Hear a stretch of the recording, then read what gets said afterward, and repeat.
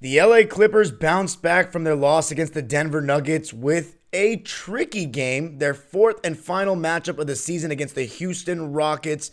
It took a little bit more than expected to get a big win on one of those classic Sunday afternoon games. How did the Clippers struggle the whole way and then turn it around to go home, or stay home, I should say, with a comfortable win in the end?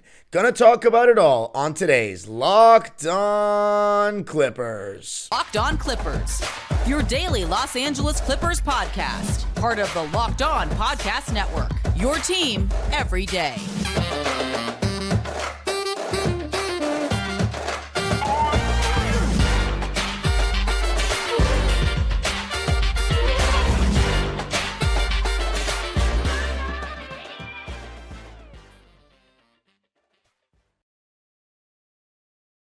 Yes, sir. You are locking in with the Clips. Thank you for making Locked On Clippers the first listen of your day, your team every day.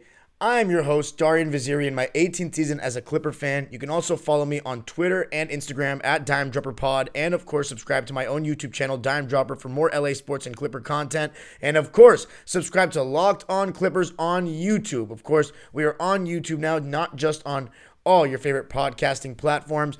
And make sure you comment on today's pin question. And that question is, should the Clippers stick with Terance Mann at the starting point guard position for the remainder of the regular season? Because in this game, he proved me and continues to prove me very right about how unbelievably important this guy, number 14, is for the Clipper team. So in this game, or should I say in this episode, going to talk about how the game was difficult, but also how the Clippers kind of pulled away in that fourth quarter and who led the charge, two guys in particular, and what I liked. And then also going to talk about why the Clippers cannot do that against better teams, because it just feels like it takes a little too long for these boys to get going sometimes. And then going to finish it off looking at the week ahead, including the injuries to the Clippers. And in this one, pretty short-handed. The Clippers did not have Marcus Morris Sr. They did not have Paul George, who's still out with the hamstring injury, even though as of Monday, I heard that he is back in practice, but Ty Lue did not give a specific date for when he is going to be back on the court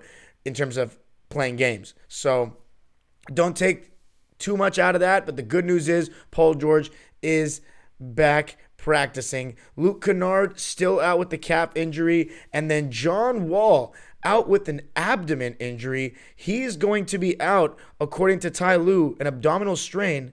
He will be, I said abdomen, an abdominal strain, and will be reevaluated in 2 weeks, according to Law Murray of The Athletic.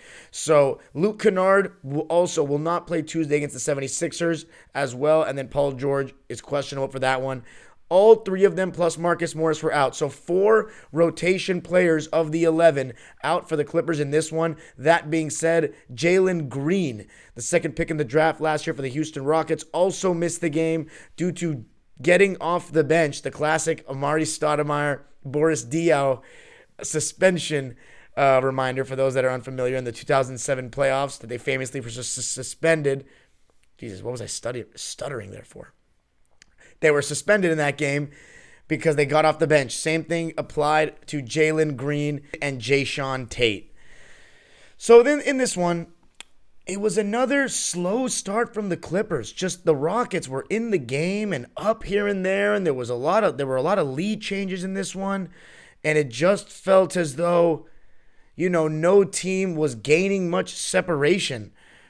And the Rockets even led by as many as 8, and it was really, really frustrating. Even though the Clippers' offense was good, they had 62 points at half. This Rockets team, they're not going to defend very well. They're going to score a lot of points. They're not going to defend very well. But they were winning at halftime 63-62, and that was really, really making me uneasy, because even though you can say whatever you want about the early start to the game and it being on a Sunday, and those games usually have given the Clippers trouble in the last couple of seasons, no Paul George, this and that. No Jalen Green.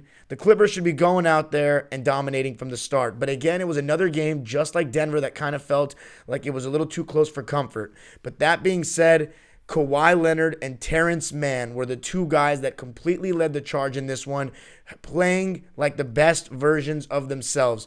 In Kawhi Leonard's case, he's going to be that guy especially with Paul George out. He needs to be the best player on the court. In this game, you could even argue it was Terance Mann, but if we're actually watching the game and you know nothing about basketball, I think even somebody, I shouldn't say nothing about basketball, but if you don't watch Clipper games often and you don't know much about it, but you watch the game, you can tell that there's a certain something about number 2. He was the best player on the court in this game. He had 30 points. He started out 1 for 4 and then went 11 for 20 the rest of the way. He was dominant. And one thing that you know you're going to have success with against the Houston Rockets, as talented as that center, their Turkish center Alperen Şengün is, and he is improving every single game you see him play. A very exciting player for the future for that Houston Rockets franchise. The problem is, defensively, he's still got some work to do. And in drop coverage, he is just giving up open mid-ranges left and right. And when you have one of the best mid-range players in basketball, that's going to be problematic. And it was. Kawhi was walking into mid-ranges and going both directions, knocking him down with ease. He was getting to the basket one-on-one. You even saw some of the post game come out, the mid-post fades. And, Jabari Smith, Tari Eason, didn't matter who guarded him. When Kawhi Leonard's in the zone, he's impossible to guard because there's nothing to do. You can't stop guys that have elite post game and turnarounds over both shoulders and counters. Kawhi Leonard's one of those guys. He was great the entire game. And as the game went on and the Rockets finally, it took till the fourth quarter for them to stop making shots. Finally, the law of averages kind of worked out. The Houston Rockets only shot 22.6% from 3, but they were 45% from the field in the game. And going into the fourth quarter, shooting much better than that, I can promise you. And in the fourth, they only scored 10 points. 10 points. The score was 90-91 going into the fourth quarter. I was uneasy the entire game. And then the Clippers did a good job of closing it out. And I think it was partially because they amped up their defensive intensity, their attention to detail, mostly in the entire second half. I think the third quarter, the Rockets just continued to make some shots. But finally, they started missing. And you knew they were going to miss at some point. But the Clippers, I think they also turned it up defensively. Attention to detail was better, doing a better job staying in front of the ball, playing physical. And I liked Kawhi Leonard and Terance Mann trying to push the pace a little bit. But Kawhi, 30 points, 6 rebounds, 4 assists, 2 steals. One of them was a steal and dunk going all the way, just cookied somebody. I forget who. 32 minutes played for Kawhi. 12 for 24 from the field. So straight 50% shooting night. And one thing you love to see and continuing to see is Kawhi Leonard shooting better from 3. 3 for 5 from deep in this game. 2 of them that he shot, not 2 of them that he made, but 2 of them were off an off-ball screen going from right to left, stopping and popping from the top of the key. Interesting set. Don't remember seeing Kawhi coming off-ball screens for threes very much, but if that can be something we can get good looks out of and Kawhi can knock down that shot consistently, then by all means, keep running it. And speaking of a guy who was knocking down threes left and right, Terance Mann. Another game with him starting, and boy, oh boy, did he run with it. From the get-go, first shot of the game for the Clippers. Teams are going to continue to go underneath the screen with Terance. And his three-point shooting to me is the least of my concerns. I mean, because that's the one skill mainly to me that he needs to continue to improve in order to become the best version of himself, a championship role player, which I think he already is. But even at his peak, when he gets that three-point shot to around 39-40%, I think he's going to be absolutely incredible. But he was shooting like that kind. He was on that type of time on Sunday afternoon. 5 for 8 from deep. 12 for 16 from the field, 75% from the field, and played 41 minutes. He's an absolute workhorse. He's the best point of attack defender, in my opinion, the Clippers have. If you can argue Kawhi Leonard or Paul George, but as far as the role players, it's not really that close, in my opinion. Yes, better than Nico and Rocco. Yeah, I think you can say it's close with Nico, but definitely moves his feet better than Rocco. And in this game, Nico and Rocco were getting blown by in that first half a lot. A couple times, I should say. I don't know about a lot. But Terance Mann, my favorite point of attack defender on the team, He cuts, he's athletic, he gets to the basket. And that's one thing that's huge for the Clippers. We've been talking about getting easier baskets and getting to the rim for many years now, or should I say a couple years now since this 2-1-3 era began. And Terance Mann, especially when he's going to his right, is really hard to stop because he's athletic. He has a really strong shoulder and does a good job of using it to create a little separation and bump the defender off. And he's a good finisher around the basket and goes up strong, and also works hard on the offensive glass. 2 offensive rebounds in this one, which was tied for the most of any Clipper, alongside the brewmaster Amir Coffey and Moses Brown. And by the way, Amir Coffey started in this game in place of Marcus Morris and only played 18 minutes. You'd like to see him obviously hit a couple of more shots. He was 2 for 6 and 0 for 2 from 3, only had 5 points, but it is what it is. Terance Mann, though, his season high, 31 points, 6 rebounds, 4 assists. The man was just incredible, going to the basket, hitting threes, playing D, doing his thing, and I just can't say enough about the guy. You go back in my archives of this podcast, go before the season, and I said why Terance Mann is going to be a bigger part of this team than you think he's going to be. And that's because of his point of attack defense and being the guy that can guard the best player the best and being that athletic guy. All the things you're starting to see now. But for so long, it was neglected. Do I think I know better than the coach? Absolutely not. But when it comes to Terance Mann, I think I'm one of his bigger advocates out there and have been for a couple of years. So to see him after me complaining on this podcast for like 3-4 weeks, that's actually... No, that's underselling it. Since the beginning of the season, really, about more Terance Mann, and now he's in the starting lineup, which is something I didn't even ask for, and he's playing like this. Am I surprised? No, not one bit. And coming up, gonna be talking about why this game actually ended up being so hard. I didn't go over like why the first half was so problematic. Gonna be talking about that and what the Clippers really need to clean up if they want to build good habits and start beating some good teams coming up. You ever have so many subscriptions that you just can't keep track of all of them? Well, Rocket Money, formerly known as Truebill, will help you with that. It's a personal finance app that finds and cancels your unwanted subscriptions, monitors your spending, and helps you lower your bills all in one place. And if your New Year's goals are to manage your budget better and save money, then you need Rocket Money. Because over 80% of people have subscriptions they forgot about. Like that streaming service you bought to watch just one show on, and then you don't really use it anymore, and you're still getting charged every single month. Rocket Money will quickly and easily identify your subscriptions for you so you can stop paying extra for the ones you don't want.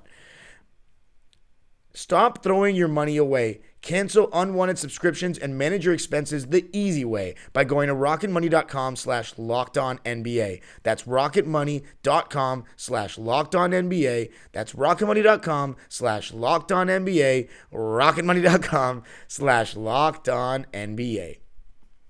All right. So the Clippers, they did not make this one an easy one. I know they pulled away at the end with a 30-10 fourth quarter, going 91-90 going into the fourth, and then winning by a final tally of 121-100 as the Clippers advanced to 23-22, back up a game over 500, 13-10 at home. The Rockets would lose their 10th straight game in this one, falling to 10-33. That is the worst record in the league. Now, why did the Clippers struggle so much with the worst record in the league? I think despite the fact that Terance Mann entering the starting lineup is great for the defense and you're seeing better things, it doesn't matter what personnel is out there if they're not going to be focused, attentive, and play hard.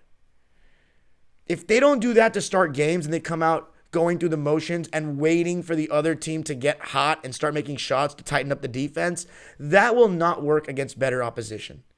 And on Tuesday, Philadelphia's coming to town, or I should say they're already in town because they played the Lakers and got a narrow win, albeit with some controversy, on Sunday night. The Clippers need to be prepared. Obviously, they played the Sixers in Philadelphia to start the road trip a couple weeks back and had a game they could have won. Didn't play well in the fourth quarter. That was with Kawhi and Paul, if I'm not mistaken. I remember Paul playing in that one and not playing well in the fourth quarter.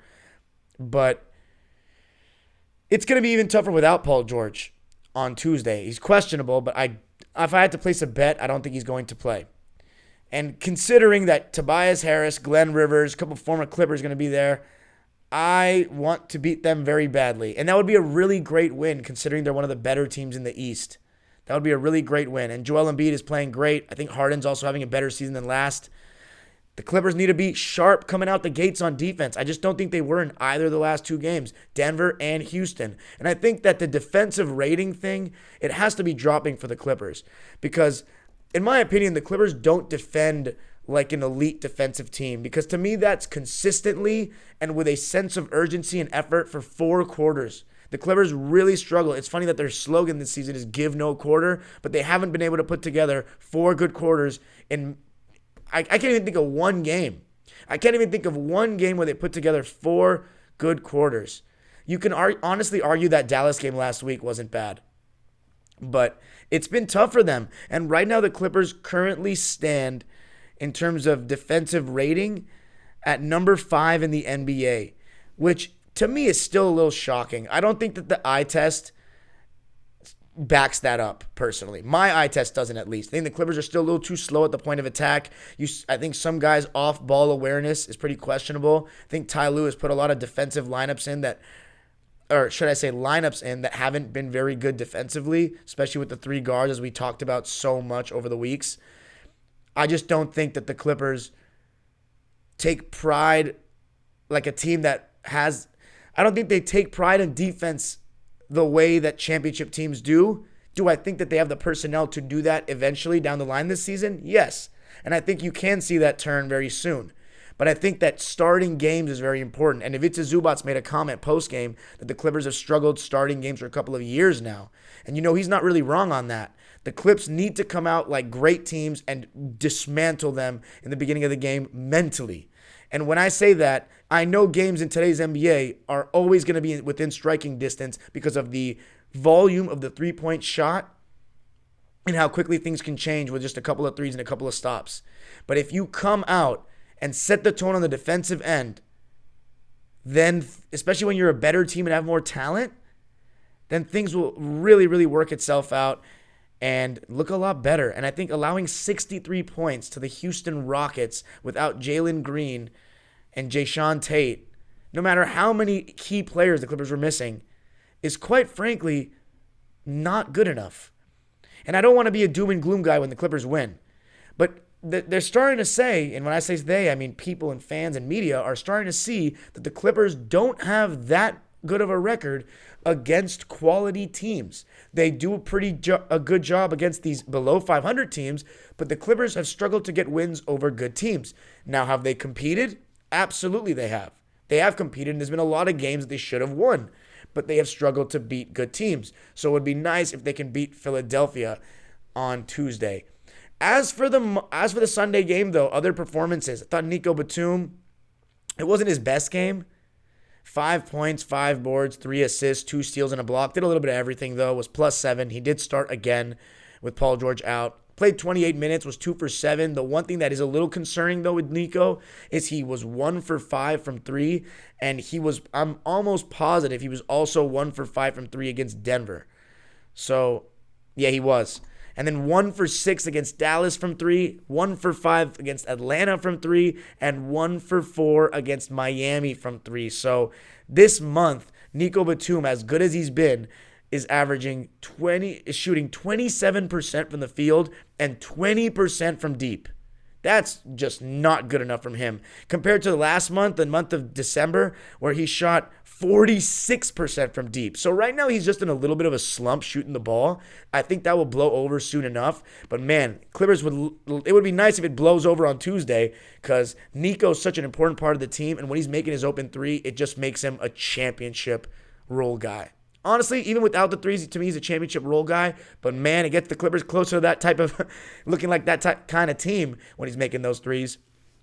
If it's a Zubac, I thought that he could have gotten the ball a lot more in the post because as much as Alperen Şengün was doing a good job scoring on him, Zoo got the ball in the post and jump hooked him to death. He even had a nice lefty jump hook. And I don't see Zubac turn over the right shoulder that much. So for him to go to that left-handed jump hook on some Pau Gasol stuff, that was beautiful. 10 points, 5 rebounds. I'm going to keep beating a dead horse on this, but if it's a Zubac needs to get 3 to 4 at least dump downs in the low post a game, because that can really help a couple of things. One, just make Zubac feel a little more confident and make him feel more engaged, which you'll see better results on defense, on the glass, everything. But what it will really do is help the Clippers with this problem that they've had for a couple of years of getting easy baskets and getting in the paint, around the rim, etc. That low post threat is a thing that a lot of teams just don't have in today's game. It's just not a skill that's emphasized as much anymore. But he still is the type that you can throw him the ball down there, and I think you could actually get some efficient points out of it. I really do, or get fouled. And I think the Clippers, for a couple of years, I want to say 2 or 3 years, maybe even 4 years, maybe you can say all the years of the 3-1-2 era, or 2-1-3 era, that if it's a Zubac, has not gotten the ball enough in the low post. And I think when you have a guy that can do that, unlike a DeAndre Jordan, you got to utilize it. So I think the Clippers got to look to do that more. Will they? I don't know. Terance Mann, I already said he had 31, 6, and 4 on 12 for 16 shooting. Robert Covington. I saw a stat today on Twitter that was talking about how great his plus minus has been recently in these last couple of games that he's played. In this one, no different. Plus 20 off the bench. 8 points, 5 rebounds, 3 steals. Do I think he got blown by a couple of times? Yes. But overall, his help defense, his length, it's going to be a difference. And the Clippers need to continue to play the guy. And one thing that's really starting to make me happy, the 3 ball is starting to look a little better. Starting to look like last season again recently.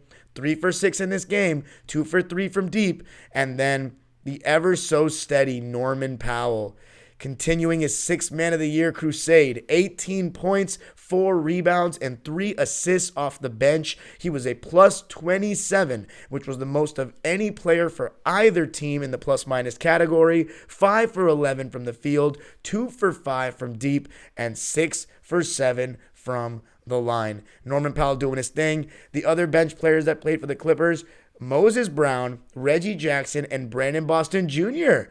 all got minutes respectively. And coming up, going to finish out talking about how they played, looking ahead at the week, looking towards the week ahead for the Clippers, and talking about the John Wall injury and how much it can affect the team going forward. BetOnline.net is your number one source for sports betting info, stats, news, and analysis. Get the latest odds and trends for every professional and amateur sports league, which includes pro football, college bowl season, basketball, soccer. We've got it all on betonline.net. And next weekend, the NFL divisional playoffs are in full swing. The New York Giants with an epic NFC East showdown against the Philadelphia Eagles coming up on Saturday. And the line for that is minus 7.5 for the Eagles. The money line is minus 350 for them as well. So place your bets on all the NFL playoff games. And the best place to do that is BetOnline. And if you love sports podcasts, you can even find those at BetOnline as well. We're always the fastest and easiest way to get your betting info. Head to the website today or use your mobile device to learn more. BetOnline, where the game starts. All right, so the 3 other bench players that played, Reggie Jackson got 15 minutes. I thought, even though the plus minus says differently, he was plus 8. I thought there were some tough possessions to watch. He did have the ball at the end of the shot clock a couple of times and was forced to take a bad shot just by circumstance. But I thought overall the Clippers did look a little better with him off the floor. Now, by the way, in terms of plus minus, this is why it can be a little inaccurate, especially single game sample sizes. Every single Clipper player was in the plus for plus minus, so it's not really saying too much. It is saying a lot, though, when you see Norman Powell have plus 27 and Rocco plus 20, because it jumps off the page, and it also matches what my eyes saw in the game. Reggie Jackson, again, when everyone's healthy, I don't think he should play. But I'm hoping in the non-John Wall, now that John Wall's out, that gives Reggie Jackson a spot as that backup point guard alongside Norman Powell in the backcourt. When Luke Kennard comes back, I said I don't think either Reggie or John Wall should play. But as for now, with Kennard out, I think Reggie and Norman should play, obviously, off the bench alongside Rocco and whoever else. You know, if Paul George is back, Nico and Rocco will be playing alongside him off the bench, alongside those two. So hopefully Reggie Jackson gets some confidence back. Nico Batum said it best. Hopefully Reggie can be Reggie in these 2 weeks without John Wall. Do I think it's going to be a bad loss for the Clippers? I think they'll miss some of John Wall's downhill rim pressure and transition play. But overall, I don't think it's going to be that big of a loss. I think John Wall at times has brought more bad than good.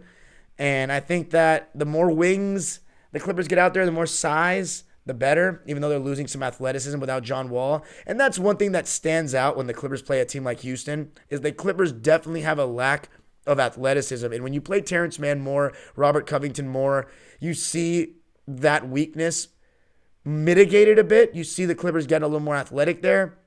But Kenyon Martin Jr. has had a field day with the Clippers at Staples Center twice this season. And this game, he had 22 points, 9 rebounds, 3 offensive rebounds. He was dunking all over the place. It was ridiculous to watch, quite frankly. And he's got a lot of athleticism like his dad. Maybe even a little bit more bounce, but his dad was really strong. And I love Kenyon Martin Sr. because he was a Clipper for 1 year. And honestly, it was half a season. I don't even think it was the whole year. And man, oh man, he was so great in that series against Memphis in 2012. So I'll always have so much love for Kmart. But his son gives us the business. Alperen Şengün, 15 points, 8 rebounds, 6 assists. Baby Jokic, as people are starting to call him, because he's got that crafty skill set, great court vision. I became a fan of him last year when I saw that video of him working out with Hakeem Olajuwon. I think I've probably mentioned that a couple times on here, since that was the last matchup the Clippers are going to see the Rockets this season. And they've won all 4 of them, thank God. They had to take advantage of that. And you know how I feel about the Clippers not taking advantage of some easy teams this year. Even though I said it earlier in the episode that they've done fine against easy teams, but it's against the better teams, the teams over 500 in which the Clippers have struggled. But I always think of those OKC games to start the season, the Indiana game. And I know Indiana's above 500, but that game was a crushing defeat on New Year's Eve. Clippers totally should have had that. But it is what it is. Can only look forward now. 23-22 is where the Clippers stand. As I said, I don't think the John Wall injury will be that big a deal. I think it's just next man up, and the Clippers are fine with that. But they still will miss some of that downhill penetration. Hopefully, Norman Powell just continues to hoop. Nico Batum starts making threes. Terance Mann continues to cook. And Paul George comes back soon, along with Luke Kennard. Marcus Morris, I hope he will be back against the Philadelphia 76ers. Of course, he is from Philadelphia, so it would be nice to see him play. But that being said, I think the Clippers have a chance to get a win even without Marcus Morris. And they should not, honestly, the excuses are like comedy. The Clippers need to go out and just, even without Paul George, even without said role player, they're good enough with this roster to win these type of games. And Paul George probably won't play. Luke Kennard is not going to play, and John Wall is not going to play. Whether Marcus Morris Sr. plays or not, he's day-to-day with a knee injury, is, in my opinion, not that big a deal. As for Moses Brown and Brandon Boston, I thought Moses was okay. Did his thing. Offered the spot minutes in which, he's there for. You saw 2 minutes of Boban come in to match up with Moses. That was interesting. So 2 somewhat slow-footed bigs. Moses, 13 minutes played, 5 points, 6 boards on 2 for 3 shooting, 1 for 4 from the foul line, though. His free throws are tough to watch. But Moses Brown, by the way, is approaching the end of his 50-game two-way contract. And Moussa Diabate will probably start to get more minutes. And that may have been the plan all along, since they're both on two-way contracts, that Moses Brown's going to get the juice squeezed out of him to end this contract. And then Moussa Diabate is going to come kind of playing that backup center role. And I would love that, because you know how big of a Moussa fan I've been since before the season, and what he offers in terms of his foot speed and versatility switching onto the perimeter and actually being a guy that can actually guard 1 through 5. I really like that about Moussa, so I hope to see him play a little bit going forward. And then Brandon Boston, we saw 9 minutes from him, and I liked what I saw. 2 for 5 from the field, 1 for 2 from 3. It's just great to see Brandon making shots. I think he also adds a level of athleticism, length, youth that the Clippers can really use at times. When the Clippers are healthy, though, don't think there's enough room for him. But man, I don't mind seeing spot minutes like that, especially in games where the Clippers are very shorthanded. So happy to see that. Clippers get the win, 121-100. Can do a better job taking care of the ball as well, I might add. Had 15 turnovers in this game, but thankfully the Houston Rockets, 16 17 turnovers in this game. But thankfully for them, the Houston Rockets had 20. The Clippers shot 44% from deep in the game, 52% from the field, which was great. What's funny is if you take away Nico Batum, the Clippers were 13 for 27, so almost 50% from deep. So Nico, hopefully he starts shooting better from deep this week. The Clippers got the 76ers on Tuesday. Will not be easy, and I'm telling you, it's not getting much easier. As I said, the Clippers had a lighter half of the schedule to me in the first half of the season, which is why it was increasingly disappointing with each loss that they weren't able to take advantage of some of those games. But yeah. So, also this week, at Utah on Wednesday, Clippers got a back-to-back, so it's going to be tough. Kawhi Leonard, I assume, will not play against Utah. And Utah has been losing a little bit lately, so I would probably rest him on that one. Hopefully, the Clippers can get Paul George back on Wednesday. That would be nice. But a back-to-back, it's going to be tough. Two solid teams. And then Friday at San Antonio, which, should be a win, but we'll see. They already won there. We already won there once this season. And then at Dallas, that's going to be tough, as it always is playing Luka, especially with the way the Clippers just handled them last week. So that's it for me, though. Remember to comment on today's pinned question, and that is, should Terance Mann be the starting point guard for the rest of the season? Remember, you can follow me on Twitter and Instagram at DimeDropperPod, and of course, subscribe to my own YouTube channel, Dime Dropper, for more Clipper content, LA sports content, basketball history content, and also make sure to check out Locked On Game to Game. Thanks for making Locked On Clippers your first listen today. Now make your second listen Game to Game NBA. Every moment, every top performance, every result. Locked On Game to Game covers every game from across the NBA with local analysis that only Locked On can deliver. Follow Game to Game on Locked On NBA, available on the Odyssey app, YouTube, and wherever you get your podcasts. I will talk to you after, hopefully, a Clipper W against the 76ers on Tuesday night for the Wednesday episode. The age-old proverb continues, go Clippers.